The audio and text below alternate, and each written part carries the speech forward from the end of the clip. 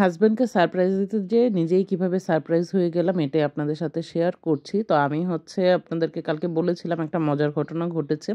তো ওইটাই আপনাদের সাথে শেয়ার করব যে কি হয়েছিল আসলে কালকে লাঞ্চ টাইমে। তো হঠাৎ করে আমার হাসব্যান্ড ফোন দিয়ে বলল যে সে হচ্ছে বাসায় আসতিছে একটা কিছু রাখার জন্য। সে হচ্ছে রেখে আবার অফিসে ব্যাক চলে যাবে। তো তখন যেহেতু দুপুর ছিল আর আমি যেহেতু লাঞ্চেও কিছু রেডি করিনি আমার জন্য, তো ভাবলাম যে ঝটপট একটা কিছু রান্না করি যাতে সে এসে ভাত খেয়ে তারপরে হচ্ছে যেতে পারে।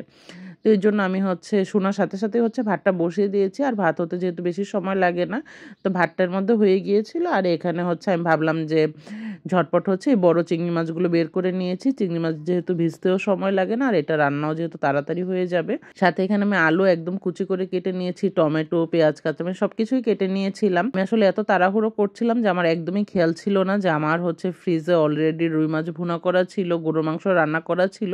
তারপরেও যেহেতু এগুলো রেডি করে ফেলেছি পরে ভাবলাম থাক এটাই রান্না করি। তো এখানে হচ্ছে আমি ঝটপট চিংড়ি মাছটাও বসিয়ে দিয়েছিলাম। এটা খুবই সিম্পলভাবে রান্না করেছি। প্রথমে হচ্ছে চুলায় এখানে সরিষার তেল দিয়ে দিয়েছি। তেলটা যখন গরম হয়ে এসেছে তখন এর মধ্যে দিয়ে দিয়েছি বেশি করে পেঁয়াজ কুচি। পেঁয়াজটা কিছুটা ভাজা হয়ে আসলে দিয়ে দিয়েছিলাম এখানে রসুন বাটা। তারপর পেঁয়াজটা রসুনটা কিছুটা ভাজা হয়ে আসলে দিয়ে দিয়েছিলাম এখানে লবণ, হলুদ গুঁড়া, মরিচ গুঁড়া। আর মশলাটা যাতে পুড়ে না যায় এই জন্য অল্প একটু পানি দিয়ে দিয়েছিলাম। তারপর একটু ধনিয়া গুঁড়াও দিয়ে দিয়েছি। মশলাটা যখন খুব ভালোভাবে কষানো হয়ে গিয়েছে তখন হচ্ছে এখানে আগের থেকে কুচি করে রাখা আলুগুলো দিয়ে দিলাম। তো আমি এখানে হচ্ছে আলু ভাজির মতন করে কেটে হচ্ছে আলুটা ইউজ করেছি। তো আলুটা দিয়েও হচ্ছে মশলাটা খুব ভালোভাবে কষিয়ে নিয়েছি। তারপরে এর মধ্যে দিয়ে দিয়েছি হচ্ছে টমেটো কুচি আর চিংড়ি মাছটাও হচ্ছে দিয়ে দিয়েছি। যেহেতু একটু বড় চিংড়ি মাছ ছিল আমি প্রথম ভেবেছিলাম যে একটু ভেজে নিব, বাট ভাজারও সময় হয়নি, এর জন্য এইভাবেই দিয়ে দিয়েছিলাম। তো এইভাবে চিংড়ি মাছটা দিয়েও কিছুক্ষণ হচ্ছে কষিয়ে নিয়েছি। তারপর দিয়ে দিলাম কাঁচামরিচ। এটা দিয়েও কিছুক্ষণ কষানো হয়ে আসলে তখন এর মধ্যে আমি অল্প একটু পানি দিয়ে এটাকে হচ্ছে রান্না করে নিচ্ছি। আর এদিকে আমার হাজব্যান্ড ফোন দিয়ে বলল যে সে হচ্ছে এসে লাঞ্চ করবে না, যেহেতু আসলে অনেক বেশি দেরি হয়ে গিয়েছিল আর তাকে যেহেতু আবার অফিসে ব্যাক করতে হবে। তখন আমি বললাম যে না আমি অলরেডি লাঞ্চ রেডি করে ফেলেছি।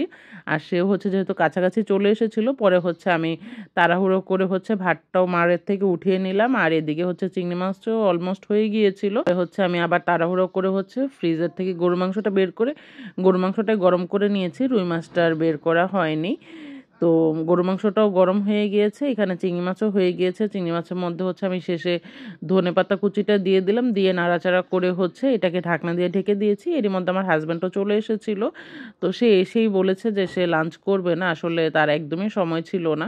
তো আমি বলেছি সব কিছু একদম রেডি আছে, জাস্ট 2 মিনিটও লাগবে না, সে যাতে লাঞ্চটা করে যায়। পরে হচ্ছে সে লাঞ্চ করে গিয়েছিল আলহামদুলিল্লাহ। তো সে লাঞ্চ করে চলে যাওয়ার পর আমিও হচ্ছে লাঞ্চ করে নিয়েছিলাম। আমি আসলে হঠাৎ করে কিভাবে ভুলে গিয়েছিলাম এটা আমি নিজেও জানি না যে আমার ফ্রিজে রান্না করার তরকারি আছে, না হলে আসলে এত তাড়াহুড়োর কিছুই ছিল না, ওই তরকারিগুলো গরম করে নিলেই তো যাক। তো এটাই ছিল একটা লাঞ্চ ভিডিও, ভালো আপনাদের সাথে শেয়ার করি। ভিডিওটি কেমন লাগলো অবশ্যই কিন্তু কমেন্ট করে জানাতে ভুলবেন না। সবাই ভালো থাকবেন, সুস্থ থাকবেন। আল্লাহ হাফেজ।